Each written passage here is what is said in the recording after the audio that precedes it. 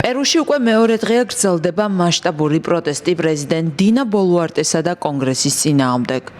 კვირას საღამოს დედაქალაქ ლიმაში დემონსტრანტებსა და პოლიციას შორის შეტაკებები მოხდა. სამართალდამცველებმა 9 საათიანი გაზი გამოიყენეს.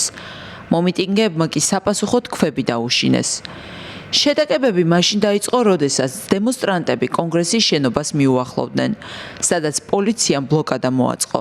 დემონსტრანტებს, რომელთა უმეტესი ნაწილი სტუდენტი იყო, სათავეში ედგა თვითგამოცხადებული ჯგუფი, რომელსაც Generation Z ეწოდება. აქციის მონაწილეები სხვადასხვა საკითხის გამო გამოხატავენ პროტესტს. ისინი მოითხოვენ უკეთეს ხელფასებსა და შრომითი პირობების გაუმჯობესებას.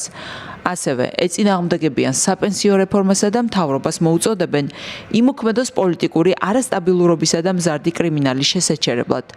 პერუს პრეზიდენტი შეტაკებების ფონზე გაემგზავრა ნიუ-იორკში, სადაც გაეროს გენერალურ ასამბლეაში მიიღებს მონაწილეობას.